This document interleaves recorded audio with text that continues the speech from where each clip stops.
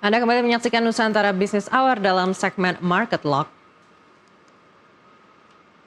Kita update pasar saham domestik hari ini. Sebelumnya di sesi 1 IHSG ditutup di zona hijau naik 8,24 poin atau 0,12% ke level 7.080. Dan berikutnya kita lihat seperti apa pergerakan bursa domestik jelang penutupan perdagangan sesi kedua hari ini, di mana IHSG masih bertahan di zona hijau meskipun tidak terlalu banyak, 0,31% di 7.094,64.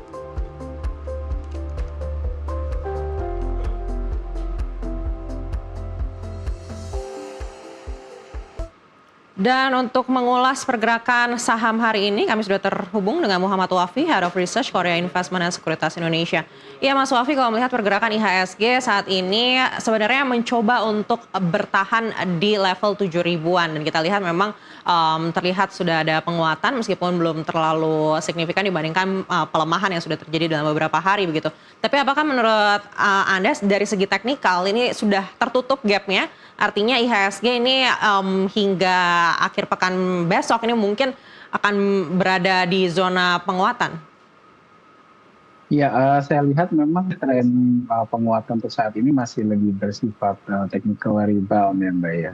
Karena memang seperti yang kita sama-sama tahu, sepertinya uncertainty-nya masih menyelimuti kondisi atau faktor pergerakan IHSG sampai dengan saat ini. Sehingga memang saya melihat potensi koreksi masih ada nih. Walaupun memang peluang rebound yang terjadi hari ini masih bisa berlanjut, namun sepertinya hanya untuk jangka pendek saja. Apalagi kalau kita lihat sebenarnya dominasi potensi koreksi itu masih cukup besar, mengingat hari ini kita lihat pergerakan rupiah kembali mengalami pelemahan sepertinya rekor high lagi ya untuk hari ini. Jadi sepertinya memang sentimen negatif ini masih cukup mendominasi pergerakan. Baik, menariknya ketika IHSG ini berada di zona hijau, tapi sektor perbankan ini masih juga lagi-lagi dilego oleh investor begitu. Apa yang membuat sektor ini sepertinya semakin ditinggalkan?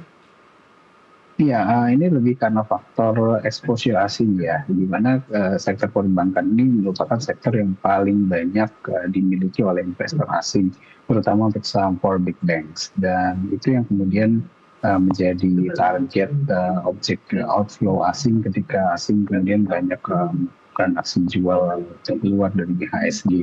Yang mana kalau kita lihat juga sebenarnya secara year to date kan asing juga sudah mencapai net sale yang cukup besar ya, mungkin sudah di atas 30 triliun per hari ini. Jadi ya, wajar kemudian saya melihat memang pergerakan saham perbankan mengalami koreksi yang berkelanjutan ya, padahal kalau kita lihat dari sisi fundamental performa kinerjanya masih relatif cukup stabil sebenarnya. Baik, dan saham-saham komoditas kita lihat dalam pergerakan bursa domestik hari ini juga banyak yang dilego oleh investor begitu. Apakah kita masih bisa menggunakan momentum ini untuk melakukan akumulasi buy? Iya, kalau untuk saham komoditas memang kalau kita lihat masih bisa dimanfaatkan untuk momentum-momentum investasi jangka pendek atau trading jangka pendek ya, karena kalau kita lihat memang volatilitas harga komoditas sepertinya masih cukup tinggi untuk beberapa waktu ke depan. Memang kalau kita lihat seperti harga emas semalam mengalami koreksi, namun dari sisi volatilitasnya juga masih cukup tinggi. Harga minyak pun sebenarnya menunjukkan hal yang sama, dan volatilitas harga komoditas ini sebenarnya masih bisa dimanfaatkan oleh para investor jangka pendek atau trader untuk memanfaatkan momentum entry di saham-saham berbasis komoditas. Memang sedikit berbeda dengan saham-saham perbankan tadi, Mbak, karena kalau kita lihat memang saham perbankan walaupun secara fundamental menunjukkan performa yang cukup solid, namun banyaknya atau dominasi faktor tekanan jual ini yang membuat memang saham perbankan masih agak sulit melakukan rebound saat. Bagaimana dengan saham-saham komoditas seperti tadi komoditas emas dan juga minyak? Apalagi kita tahu juga dari Uni Emirat Arab ini keluar dari OPEC, apakah ini akan mempengaruhi emiten-emiten komoditas dalam negeri? Iya tentunya, karena kalau kita lihat dengan keluarnya Uni Emirat Arab dari OPEC ini tentu akan memberikan potensi tekanan dari harga minyak ya, karena selama ini OPEC adalah yang menjadi penahan produksi dari Uni Emirat Arab itu sendiri. Nah, dengan keluarnya Arab dari OPEC ini dikhawatirkan memang Arab akan melepas capping produksinya mereka dan lebih banyak mensuplai minyaknya mereka ke pasokan dunia, dan tentunya ini akan menekan harga minyak yang memang sudah naik cukup tinggi. Dan penurunan harga minyak secara tidak langsung juga tentu akan berdampak kepada emiten-emiten komoditas, terutama minyak dan gas ya yang ada di Indonesia. Baik, bagaimana dengan emiten emas? Apakah waktu ini bisa digunakan untuk akumulasi buy dan seperti apa optimisme bahwa harga emas ini mungkin akan melonjak lagi dalam waktu dekat? Saya lihat memang pergerakan harga emas di tahun ini sepertinya masih akan relatif cukup tinggi ya. Nah, namun potensi kenaikan yang signifikan sepertinya tidak akan setinggi tahun lalu dengan volatilitas yang cenderung cukup tinggi juga. Jadi saya lihat potensi bertahan di level saat ini masih ada, namun jika investor mungkin yang baru mulai berencana untuk masuk ke emiten-emiten emas di level-level saat ini, saya sarankan lebih menggunakan strategi investasi jangka pendek terlebih dahulu dibandingkan untuk buy and hold untuk jangka panjang. Baik, Mas Wafi, kita akan jeda sejenak untuk sama-sama melihat seperti apa penutupan perdagangan sesi kedua hari ini, di mana tidak terlalu banyak berubah.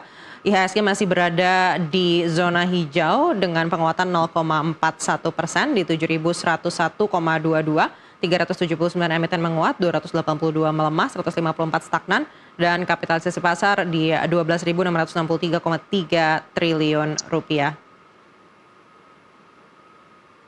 Baik, Mas Wafi, kalau melihat pergerakan dari bursa domestik ini secara kapitalisasi kita lihat masih di 12 ribuan, padahal biasanya di 13 ribuan begitu. Apakah ini artinya investor memang sedang wait and see saat ini? Seperti apa psikologis investor baik domestik maupun global saat ini? Iya, saya lihat memang kalau untuk dari investor asing, yaitu tadi kita masih melihat ada tren outflow yang terjadi. Walaupun mungkin secara magnitude ini sudah mulai berkurang dari sisi outflow investor asing. Karena secara year to date memang outflow asing sudah cukup tinggi. Sehingga mulai ada pola-pola diminishing di sini. Namun di sisi lain, untuk investor domestik sepertinya mayoritas masih melakukan strategi wait and see terlebih dahulu. Banyak yang sepertinya diperhatikan atau diminati oleh investor domestik. Mulai dari faktor eksternal, misalkan dari sisi isu geopolitik, kemudian terkait dengan Fed rate, kemudian juga terkait dengan MSCI, sampai dengan dari sisi isu di domestik itu sendiri ya, terutama dari sisi momentum laporan keuangan kuartal pertama misalnya. Jadi sepertinya banyak hal yang membuat investor domestik saat ini lebih memilih untuk melakukan aksi wait and see yang membuat kita sama-sama melihat dari sisi nilai transaksi atau market kapitalisasi pasar cenderung mengalami penurunan dan pergerakan IHSG juga cenderung terbatas. Baik, sekali lagi terima kasih Muhammad Wafi, Head of Research Korea Investment and Sekuritas Indonesia sudah bersama kami kali ini. Sampai jumpa lagi di lain kesempatan. Dan dialog tadi menutup Nusantara Business Hour kali ini, saya Maria Aneka.